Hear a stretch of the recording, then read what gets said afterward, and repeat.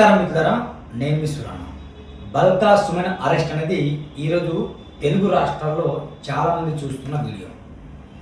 వాస్తవానికి సుమన్ అరెస్ట్ అయిన వెంటనే కొందరు గల్లీ లీడర్లు, కొందరు బుడ్డా లీడర్లు, కొందరు చెంచగాళ్ళు రోడ్ల మీద వచ్చేసి జై తెలంగాణ జై తెలంగాణ ప్రశ్నిస్తే అరెస్ట్ చేస్తారని అంటారు.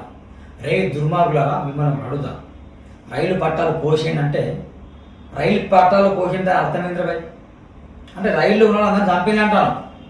సింగరేణి భవనాలను తగలబెట్టండి అంటే సింగరేణి ఆఫీసులను ధ్వంసించండి అంటే దాంట్లో జనాన్ని చంపేయడని ఆయన చేసిన వాక్యాలు.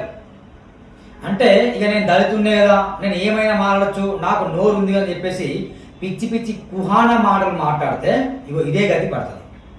మొన్నటికి మొన్న బల్కా సుమన్ గారికి చాలా మంచి పేరు వచ్చింది. కేతనపల్లి మున్సిపాలిటీలో ఎంపీ వివేక్ కావచ్చు, గడ్డం వినోద్ కావచ్చు, వీళ్ళు చేసిన అరాచకం అంతా ఇంత కాదు.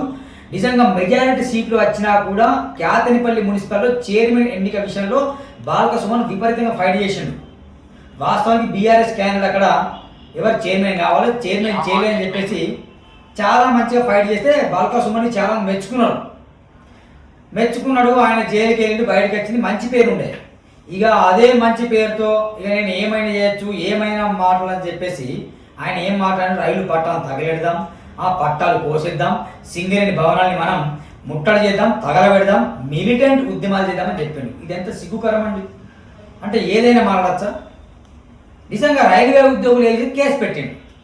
ఎంపీ వివేక్ లాంటి వాళ్ళు ఏం చేసినంటే రైల్వే ఉద్యోగులకు మీరు కేసు పెట్టాలని ఆయన చెప్పాడు. మరి ఇది సారీ ఎమ్మెల్యే వివేక్ ఏం జరిగింది ఇప్పుడు దీంట్లో? సుమన్ అరెస్ట్ అయింది, ఇప్పుడు గల్లీ లీడర్ బయటకు వచ్చింది. మరి రేవంత్ రెడ్డి ఏం మాట్లాడలేదు అనుకోండి. మరి బీఆర్ఎస్ కేటీఆర్ కావచ్చు, హరీష్ రావు కావచ్చు, మరి కుహాని మీద ఆర్ఎస్ ప్రవీణ్ కనీసం బల్కా సుమన్ వాక్యాలని ఖండించలేదా? ఇలాంటి మాటలు మాట్లాడకూడదు. అదే రాష్ట్రపతి చేయాలి, ధర్నా చేయాలి, తప్పలేదు. కానీ మా చుట్టూ జనాలు వస్తలేరు, ఆ రైతులు కోపం ఉన్నారు, పిలిస్తే వస్తలేరు, కనీసం 5 మంది వస్తలేరు, కనీసం 200 మంది కూడా వస్తలేరు, 100 మంది కూడా వస్తలేరు, ఇట్లా చేస్తే రాదు. మన పార్టీకి మంచి నేమ్ రావాలంటే మిలిటెంట్ ఉద్యమాలు చేద్దాం, తగలబెడదాం, రాష్ట్రాన్ని నిజంగా రాష్ట్రానికి నిప్పంటిద్దామనే ఒక పెద్ద స్టేట్మెంట్ వస్తే మరి కోపం రాదు జనాలకి. ఇలాంటి ఉద్యమాలు చేసింది బల్కా సుమన్. నేను నిజంగా నీ దళిత బిడ్డనే, నేను ఎందుకు స్పందిస్తున్నా అంటే నువ్వు చేసిన వాక్యాలు నేరం, నువ్వు చేయాల్సిన ఉద్యమం కరెక్టే కావచ్చు, కానీ ఆ వాక్యాలు నేరం. నిజంగా నాకు తప్పైందని చెప్పండి. ఏదో ఒకటి మాట్లాడాలి, తెర మీద తీసుకురావాలి, ఇది నీ కథనా? అంటే అంటే అంటే ప్రజలందరూ గడ్డి తింటానా? అంటే మీకే ఉద్యమాలు చేయడం మాకు చేయడం రాదా? దయచేసి బల్కా సుమన్ నువ్వు మాట్లాడడం మాట ముఖ్యంగా తప్పే. దయచేసి హరీష్ రావు, కేటీఆర్, ఆర్ఎస్ ప్రవీణ్ కేసీఆర్ మీరు ఏంటి అంటే బల్కా సుమన్ని పాటు సస్పెండ్ చేయండి. ముందు దమ్ముంటే ఈ పని చేసుకోండి, ఆ పని చేస్తేనే బెటర్, ఓకేనా? కాబట్టి అరెస్ట్ నేను మాత్రం ఖండిస్తాను. బల్కా సుమన్ని అరెస్ట్ చేయాల్సిందే, బల్కా సుమన్ని మళ్ళీ జైల్లో పెట్టాల్సిందే. నిజం మిత్రులారా, ఈ వీడియో అందరూ షేర్ చేయండి.